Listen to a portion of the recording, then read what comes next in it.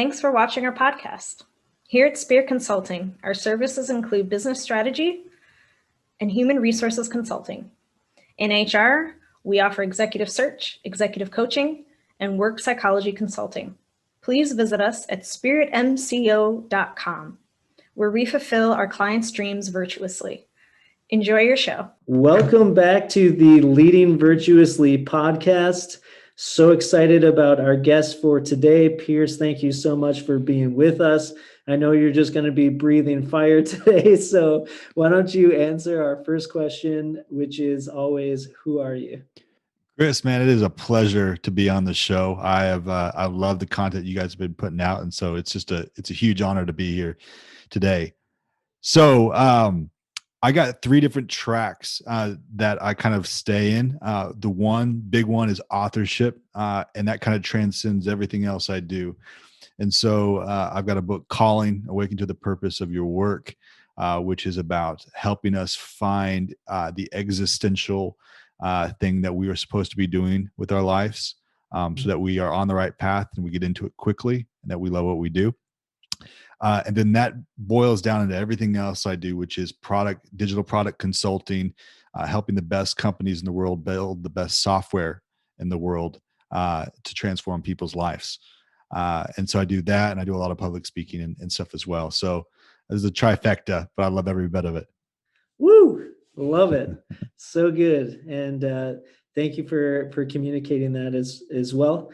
Always curious, Pierce, when people have been able to launch out and to be an author. Can you tell us a little bit about your leadership journey to where you are today?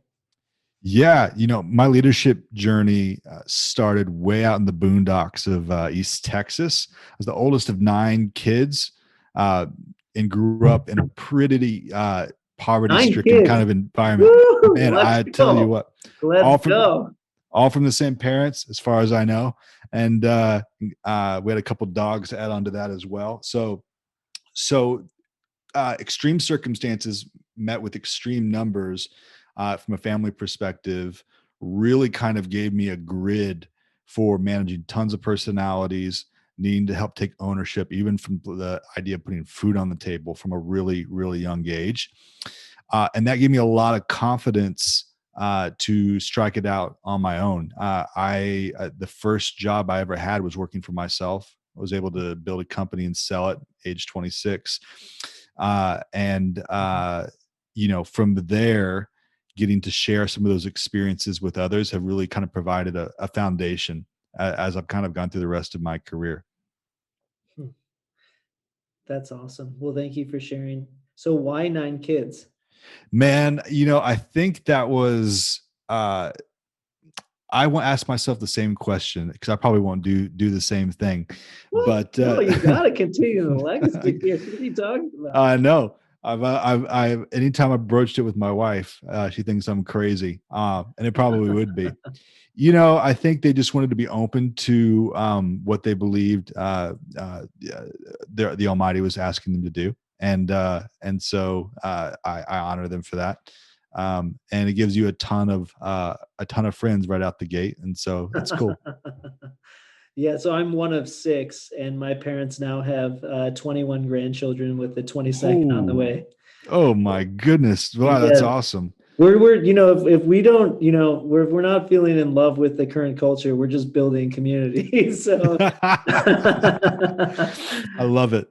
Yes, I know a lot. I can't imagine what 9 must have looked like growing up, but I can imagine. I know what 6 looked like, and so it was just a beautiful disaster, kind of in that hot mess of the journey in that way. They say it's cheaper by the dozen. I say after 5 kids, it starts to all just kind of be the same thing. It's a big family feel, and everyone's helping everybody. So it was good. Mm-hmm. So I know, at least in my own journey, that unfortunately, there was a lot of maybe some warts and vices that I had to overcome in order to kind of feel like I was honing the leader that I am today. Can you talk a little bit about your own journey in that as well? I mean, I say that with the expectation that, for you to be able to branch out, to go from that upbringing branch out, create an organization, sell it by 26. I would imagine that you were probably in a lot more mature and healed state of mind than I was at that point in my life. So maybe it wasn't as much of a journey, but yeah, I just wanted to kind of throw that out there before we started to dive into the virtues, because sometimes when we just talk about virtues first, I feel like people are then like, oh, well, look at this guy who's way too pious. I can never reach that level of excellence, etc. No, absolutely. Actually, I really enjoy that question. I'm glad you asked it. And absolutely not. So I say the two things that are top of mind for sure that I had to kind of grow out of, and it's really been um, a continual process. Is one, letting go of what I call as a poverty mindset, which is the idea that lack is basically the state of the world, and that you have to constantly work to basically escape lack. And part of that was coming from a living below the poverty line my whole life. And then the outcome of that, which is workaholism, where I would spend, easily, Chris, 18-hour days, 7 days a week. I would Ooh. just absolutely not stop, wouldn't take any time off on the weekends. And all that was because of a belief that if I stopped, basically anything good would disappear. What's really interesting about that is, while I think that is definitely something that unique that I've had to work through, and stuff, what I've seen is that that's true for a lot of entrepreneurs too. That if they don't kind of build balance into their lives, they're so bought into their own visions that they'll forsake some of the things that are right in front of them. And so it's really healthy, in order to be a holistic leader, in order to really be present to everything that is in your life, to realize that there isn't lack, there's really an abundance. And your own focus will help kind of bring that out and find that. And then the other is that, basically to kind of share that out. So going back to kind of my own life, and that, I've seen from a leadership perspective, back to the original sort of question, there's been times when, I've really encouraged guys like, oh man, you're calling it quits at 7 o'clock, like go to 9. Like if you'll put a stretch goal in there and just start working till 9 o'clock every night. You'll find good things from it. It's always worked well for me. And I didn't realize, I thought I was basically being a banner for hard work. And what I really was doing was being a banner for isolationism. And so that's definitely something I've had to work through. But on the other side of that, there's a lot of really good things that come from focus, knowing why you're working. I think so often we work hard and we don't know why we're working, or we get just really into the gutter or into the ditches digging, and we don't know where we're going. So all of the growth from that has been good for sure. And learning that there's a balance has been really good as well. Yes, that is an awesome answer. Thank you for just having the courage to be able to share something like that. So now the follow-up question to that has got to be, so how did you get set free from that? Think it was a lot of things. One was, my now wife just saying, hey, listen, you know, I know this is normal for you, but, not seeing you in the evenings, all that kind of stuff is having an effect. And so, we went through that through our dating period, and I realized, you know what? Um, there are other ways to do that. And then kind of just from a faith perspective for myself, I really believe that good things come without sorrow. That doesn't mean there isn't sacrifice. That doesn't mean there aren't good, uh, that there isn't an exchange, a healthy exchange that the entrepreneur needs to get used to. There is, for sure. But all that being said, the best things come in life from actually, like what you say, from having a virtuous perspective and leaning into that. Those can be kind of the guardrails, so to speak, of your life. And when you put them up, you're focused in what I believe is the orient of the universe, that things are going to go in a direction that are good, because you're operating from a standard operating procedure, which is virtuous. Hmm.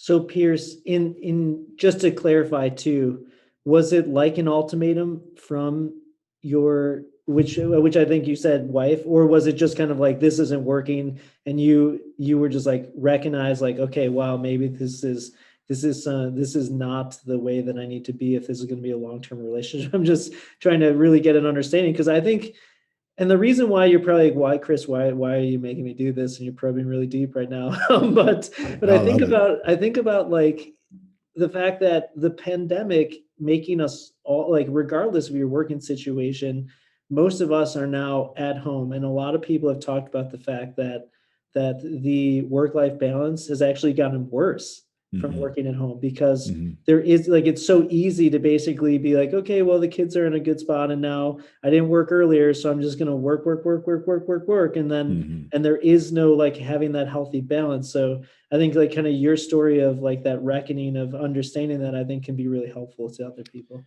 Sure. Yeah. I'm happy to go deeper on that. I love the challenge too. So no, one of the things I love about my wife is that she doesn't give ultimatums.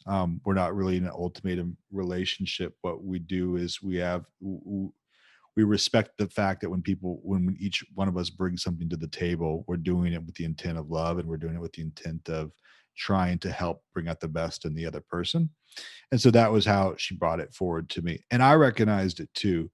I think when I was in my early 20s, I just to give some examples, I would do uh, sometimes two all-nighters a week. So I'd do like 2 48-hour stints of Ooh. work.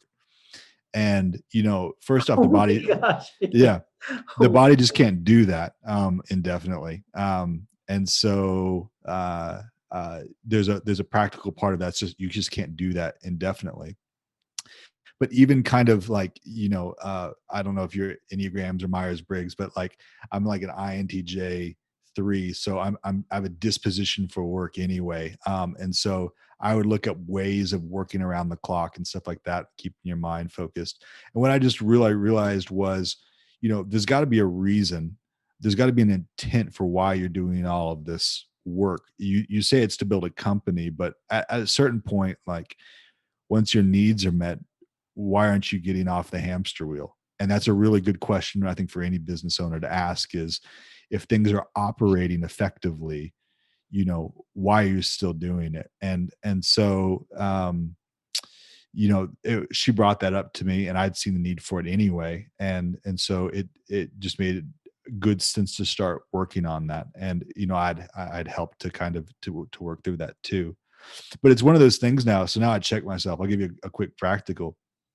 I just started a new contract, fantastic contract with a Fortune company, and we're doing some great stuff. And I'd gotten a message after hours about connecting me to someone, and I was thinking, old Pierce would have, oh man, this is 2 a.m. I'm going to prove that like I'm on the ball and respond to this instantly.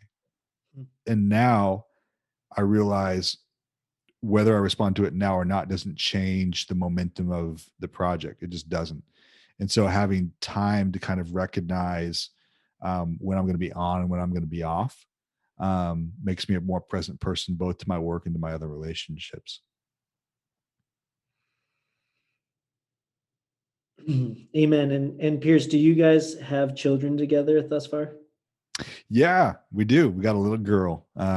She's brand new, right out of the oven. She's 2 months old tomorrow. So I'm over the moon, new dad. The dog is less happy about it. I'll tell you that much. Demoted quickly. Quick demotion. Yeah. And the reason I bring that up because yeah, to your point that it's like when you start to it's just being present, right? Trying to be Mhm. present in all situations and if you are grinding it out at work and you're not being present to the people at home and then on the same on vice versa, if it's just like it's not a healthy thing to be able to constantly always be Mhm. on because then one relationship is always going to suffer. And thank you so much for communicating that because I feel like yeah it's like I guess the other thing that I was thinking about in my own mind, like it's a little worrisome. I don't know if it's like another time zone or what it is, for to be sending out emails at 2 a.m. But I'm also thinking, like, if I'm partnering with someone, do I want someone to be, grinding it out at 2:30 in the morning? Because it's like, are we really going to have a good quality of life to be able to, like, when we are at work, to really be present to those around us, etc.? Well, it's crazy that you bring it up because I think it's actually systemic, and building a good culture, which is one of the reasons I love, being a business owner, is building a good culture is ways to combat that practically. But you look, I think it was the CEO of Alibaba. He recently said that the new standard for work needs to be 90 hours a week. That's how much he works, and that anyone who works for his company needs to get used to that just being the new norm. And that it's everywhere. Go look, people are living under their desks over there. But to the conversation of virtue, you think about it in practical terms. Okay, if I'm providing value, then that value, and I value myself, then that's going to have some kind of effect on what I charge and who I work with as well, right? Mm-hmm. Knowing your values helps you to find alignment, both from a costing perspective and a business relationship perspective. And that in and of itself is healthy, because I know probably anyone listening to this, maybe Chris, even yourself, there's been times when an offer was made and you're like, man, I would love, that cash flow. I would love that little boost. But something tells me that this is not the right person to get into bed with, or this company isn't the right. There's going to be an exchange here. There's going to be a cost here that's going to be more than just my time. It's going to compromise something that I believe in, and having those values helps you put up good guardrails, and I think it will actually make you a more profitable company too. Amen. So, you wrote this book, Pierce, and just wanted to ask you, how does a calling clarify an approach to leadership? So, calling is the existential reason for why we do what we do. And I believe every person on the planet has one. If calling is a compass, I think virtue and leadership are kind of the wind in the sails. Mm. So if you know the direction you're supposed to head, these other two things, virtue and leadership, are really going to determine how much push you have in that direction. Because, all things being equal, we see some people who are really living it out strongly, like yourself. And you see others where you see all the potential in the world. You ever met someone and they're dripping with potential and your heart breaks because they're not living up to it? I mean, I think Tiger Woods has unfortunately just got dragged through the news. I don't watch the news, but some people in my network tell me about that. And so it's just thinking about, like, oh man, looking at his career and how just those, it's just continually feeling like it's like almost, it's just like constantly through this flow of like hitting the peak of his career and then all of a sudden scandal, peak of his career, scandal, and over and over again. Yeah. It's tragic. So, I love, there's a quote I love, and it's, you can gain the world, but you can lose your soul. And I think that's what happened when you have talent that's detached, that's siphoned, that's separated from your call. The great thing about knowing kind of your existential why you're here and what you're doing is it gives you clarity. So practically, the best of leaders can't be all things to all people, right? Moses couldn't be all things to all people. You look at some of the other great leaders, different people in politics and anyone you would aspire to. No one can be all things to all people. Knowing what your calling is going to give you focus, because it's going to say, this is where I should develop my leadership skills. And leadership is a lot more than just, okay, like, am I, eating last, as Simon Sinek, loves to say, or am I raising my lid so that my leadership, technical skills are growing. True leadership is about knowing exactly how what you do fits in line with the vision that people can get behind and can grow in. And all of the technical skills and soft skills and ways of whiteboarding out what you are capable of doing in the world won't matter a lot if you don't have that internal sense of direction that tells you where you do and where you don't go. Hmm. Wow. I love that analogy that you just gave of the calling is the direction. In essence, leadership and virtue are the wind Mm. pushing the actual boat in that direction. That's such a beautiful way to look at it. So thank you for that clarification. That I feel like that's very educating and helps me just kind of get a sense to the work that you've been doing as well, Pierce. So as it relates to yeah, I just want to think about can you share some examples of where you've been able to help others like clarify their calling and how that is manifested within their own lives and the work that they're doing? Sure. Yeah. And in so many ways, I feel like I'm at the beginning of this. Uh, but what I would say is, the book has been a big part of that. And specifically working with men to help, raise good families.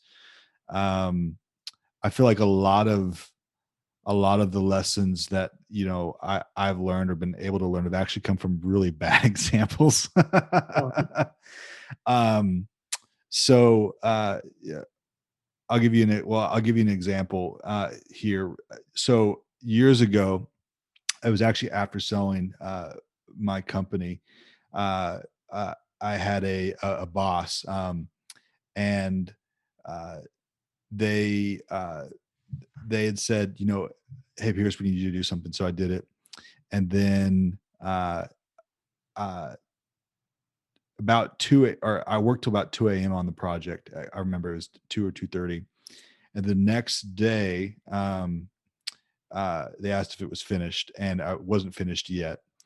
And I said, and I said, well, I worked, till 2:30 on this. I'll do my best to get it done. And they blew up, and they said, did I ask you to work till 2:30, or did I ask you to work till it was finished? Um, oof. yeah. And I was like, my gosh, like I really felt like I was trying to be sacrificial and prove myself there. And they absolutely, weren't buying it.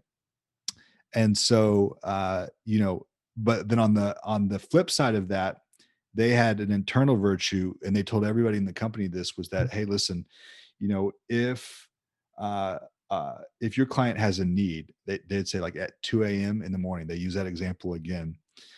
They said, you should be the person they call. You should be on call for anything, even something in their personal lives. And what that did was it created a lot of dysfunction because you didn't know where the separation between, what where your work ended and where kind of being an advocate for someone you did your clients kind of ended. And so, one of the things in recognizing that kind of dysfunction, I was able to really kind of work with everyone within the organization to say, okay, listen, where do boundaries exist? If you know me at all, I love boundaries, because I think they're healthy. And so, working with my immediate executives there, helping them to make good decisions, helping them not to get bulldozed, all that type of stuff was all part of it. But anytime you know who you are, it lets you be in a chaotic situation, uh, and almost be agnostic to it. Like I can be in some of the most stressful situations you can imagine, and it's not that I don't feel it. I'm still human, but be pretty unmarred by it because I have a really strong internal sense of my own direction. It's that whole compass analogy again. I'm headed north. All the people in the world heading east make no difference to me. So that makes me beg the question as to then what was the response to that client? So, well, with it was with the boss.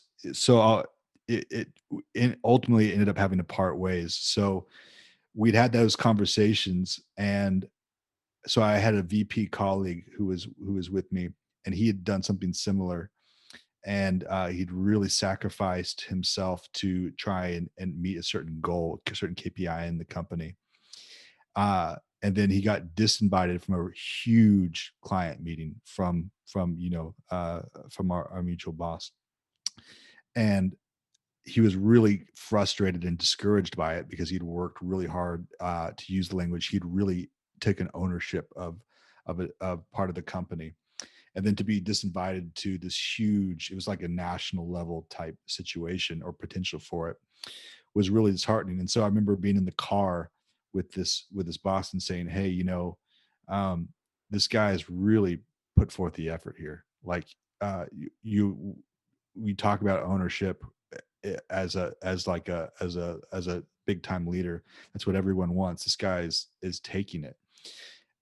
And I kid you not, what he said to me was, Pierce, he said, there's one thing that I live by. And he said, if I see someone performing well, I make a point not to encourage them. He said, I can't let people thinking that they're doing a good job here.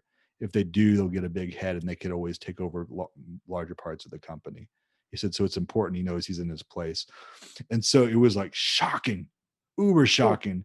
You were like, what kind of like, what world is this guy living in? But I say all this to say, sometimes and how does someone like that rise to that level, dude? It's like, yeah, how is this even possible? Well, there's two sides of what I'd say is leadership, and we'll use the term leadership loosely. There is influence, where someone says, I want to do something because I believe in the direction that someone is going or the mission that someone is going in. And then there's manipulation, which says, if I don't go in the direction someone is going, something bad is going to happen. So one is encouragement based and one is fear based. And I think for anyone who's really wanting to grow their own internal leadership, it is extremely important as a leader with integrity to know that you are motivating people through encouragement and not through fear. Even if you personally have fear about the unknown, do not ever leverage that as a way of getting outcomes out of somebody else, because ultimately it's lowercase a abuse. Well, so well, thank you for sharing, Pierce. That what a story. And yeah, I can see how being able to know your calling, know where you're headed, helps you to really have clarity when you butt up against people that are going the exact opposite way and just saying, like, this is not my value system, this is not what I want for my career, what I'm currently doing. And no level of compensation is going to be worth this toxicity for me personally, so I need to, clearly it's time for me to be able to move on at that point. So thank you for that. And thank you for just, that witness and courage for others that probably are also in just thinking through, I hate to use the pandemic, but, and with us, being able to grind out that many more hours, I'm actually know for certain that with revenues down and bosses being able to wanting to get more out of their employees, it was already kind of a thing where we do more with less. And then you ignite above that with the pandemic, and that's just a recipe for these toxic leadership things where people are, feeling like unless they're putting in the 50 hours to 90 hours a week, that like one guy that you said 90 hours a week is the new norm, that you are not going to be on this team, and yuck. So thank you for that, and I hope that inspires others to think through, like, if they're up against that type of leadership, to really think to themselves, is this a place that I want to be, and is this a place where I want to be able to grow into as well? So thank you. So the other question I had for you, Pierce, is I feel like we covered the calling question and kind of like looking at how virtue and calling work together in that regard. Wanted to kind of hear you speak a little bit on how does differentiation such as branding get affected by virtue and a company's values? Absolutely. I'm really glad you asked that question. So like, I love if you go to spiritmcos.com's, your website, and you've got these values listed here, like joy, patience, self-control, kindness, humility, integrity, faithfulness, honesty. I love them. I absolutely love them. because they say something about your character and the character of people that you're going to attract. The great thing about knowing your values in a company is it actually creates brand differentiation as well. So like, let's take the virtue of joy, right? Let's say that you value joy, not just being a happy person, but the sense of consistency and steadfastness in a world of chaos. That is going to have an effect on everything. If you really own that, it's going to have an effect on your standard operating procedures. It's going to have an effect on the way you approach marketing. It's going to have an effect on the way you lead your teams. The company that, for instance, that comes to mind is Zappos. I don't know if you've ever read the guy's book about how he created the shoe company. And he's passed now, but I think it was called The Business of Happiness, and that was because that was one of their values. And so the thinking on that is, hey, listen, if what how do you, with a virtual company, how do you get people to express or find joy in shoe shopping? Well, it's by actually kind of meeting them exactly where they're at, giving them options, discoveries, and then if they don't want something, the exchange need to be absolutely perfect. So you're creating delight, right, in the mind of the consumer, and that's all rooted from a background value that the consumer will never see, but they will feel in every interaction with the company. And so I think the admonishment, the encouragement to business owners when it comes to really owning your virtues is thinking about, down to the last detail, how do my virtues play out practically in such a way that they differentiate me from the competition? Because they really absolutely they can. Hmm. Yeah, well, thank you. Well, you did your homework, so so thank you to your reading up on Spirit Consulting and the values and virtues that we list as our core operating principles for the organization. And yeah, I think that you kind of brought a lot of clarity there, because I don't know if I've even, as a business owner myself, have kind of like gone to that level of detail of thinking about, okay, here are each of our virtues and values. And then here's probably, I think, where would make the most sense is like, where are some of the areas where it's easy to start falling away? Like exactly how Zappos had done that. Like if they end up getting shoes online and it's not a fit, is it going to be such an easy process that they can be able to exchange it, and it's not going to be like a total pain and hassle where you're like, oh, I'm never using this again because I bought the wrong size, so annoying, blah blah blah. But it's Yeah. like, where are the areas where we can already foresee trouble that we're going to run into as an organization and start to fall away from these different virtues, and then really be able to cement that in with all the employees that are working for the organization. Yeah. Oh man, I love it. I love the way that you framed it from the perspective of like, where's their opportunity. You think of like patience, for instance. Like, how often has a client who really wanted to work with you, and I'm saying this not just you specifically, but holistically, um, and they didn't understand the process of engagement. And for really seasoned clients, you're like, it's no big deal. They understand how it works. Like, I know in my own business, we do something called design thinking, or user centric design. And if you live and breathe a business all day long, you don't realize that you don't know what you do know, and then you interact with a client who doesn't know what you do know, Hmm. and all of a sudden there's friction because you require patience and they require more knowledge. The same can go for new direct reports when they're trying to learn a process or something like that. You're like, why don't you know this yet? Yeah, that Well, was the thing that instantly just like buzzed yeah, in my head, like, because there's so many of those times where you're like, get it, get just it. get it, right? Yeah. And when you're a high performer and you suck up knowledge and you're always looking to be the best that you can be, like oftentimes being the knee-jerk reaction is when someone is struggling to think that it's somehow intrinsic incompetence or a lack of motivation or apathy or something else, and oftentimes it's not. It's I've never been here before, and I don't know what to do. And just that thinking of, they may have not been here before, is a challenge to anyone, especially a leader, because you have to think through, okay, well, what would I do in this situation if I hadn't been here before, and then reflect that back to them. So anyway.